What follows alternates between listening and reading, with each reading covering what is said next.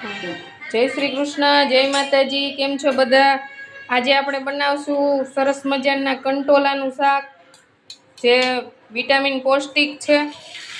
અને શું કહેવાય, અત્યારે ચોમાસાની ઋતુમાં ખરેખર કંટોલાનું શાક ખાવું જ જોઈએ.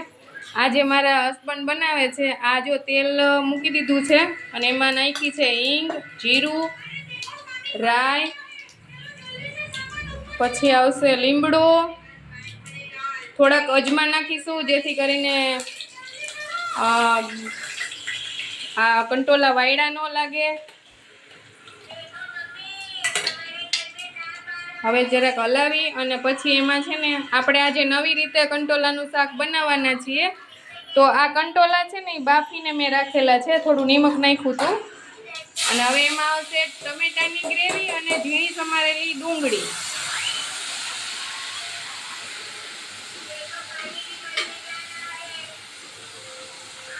થોડી વાર ડુંગળી ચડી જાય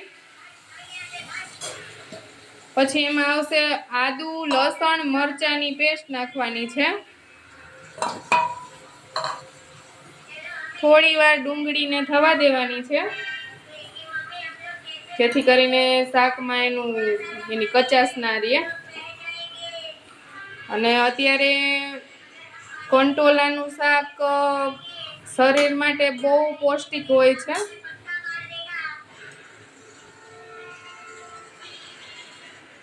હવે એમાં આપણે નાખીશું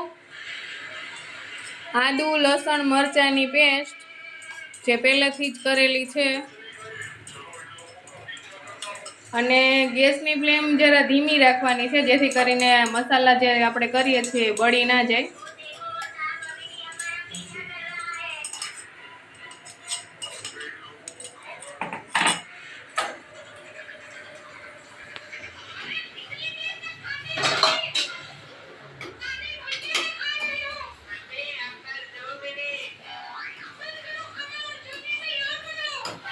હવે થોડોક ડુંગળીનો કલર બદલાઈ ગયો છે,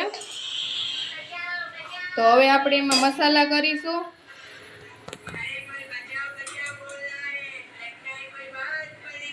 સ્વાદ પ્રમાણે નિમક નાખવાનું છે, તમે જેવું ખારું મોરું ખાતા હોય.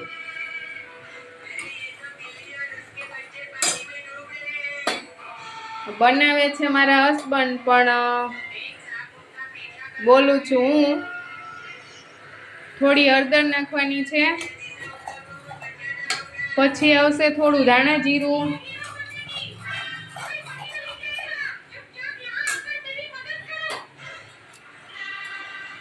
એક ચમચી જેટલું ધાણા જીરું પાવડર નાખીશું આપણે.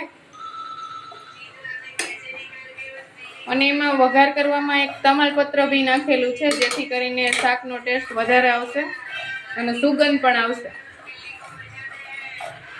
હવે આપણી ડુંગળી થવા આવી છે.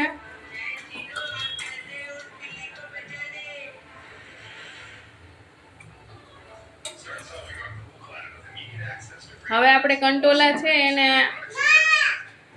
નાખીશું.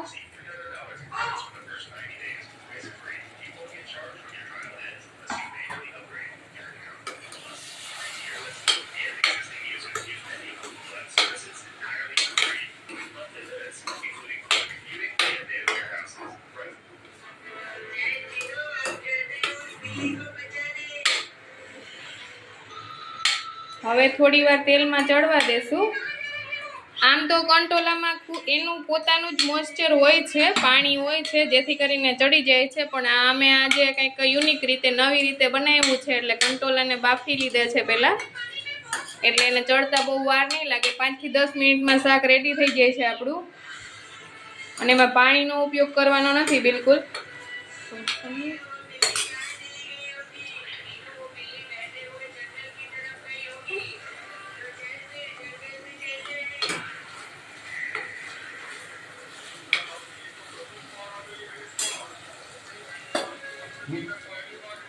ગેસની ફ્લેમ ધીમી રાખવાની છે, જેથી કરીને આપણે જે મસાલા જે નાખીએ છીએ ને, હવે આપણે લાલ મરચું પાવડર નાખીશું. એ પણ તમારે સ્વાદ અકોર્ડિંગ નાખવાનું છે, જેટલું તમે તીખું ખાતા હોય એટલું. અમારે થોડુંક વધારે પડતું તીખું હોય છે, એટલે લાલ મરચું વધારે નાખે છે. 2 થી 3 ચમચી જેવું નાખ્યું છે. અને આ અંદાજે 3 થી 4 જણને થાય એટલું શાક થશે આમાંથી. અને આપણે ગુજરાતીનું ભાણું છે એટલે જો તમારે થોડી ખાંડ ઉમેરવી હોય તો એ પણ તમે નાખી શકો છો.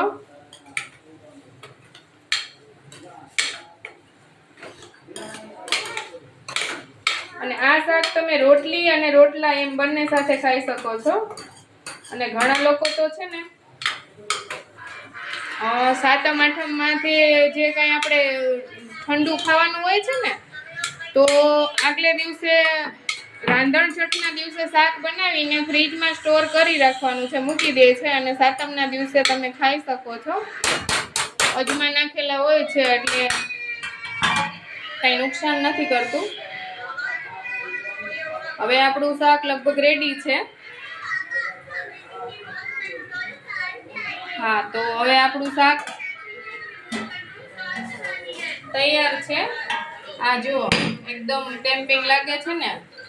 હા, તો ચેનલને લાઈક કરો, શેર કરો, સબસ્ક્રાઇબ કરો. હવે એને આપણે એ શાકને છે ને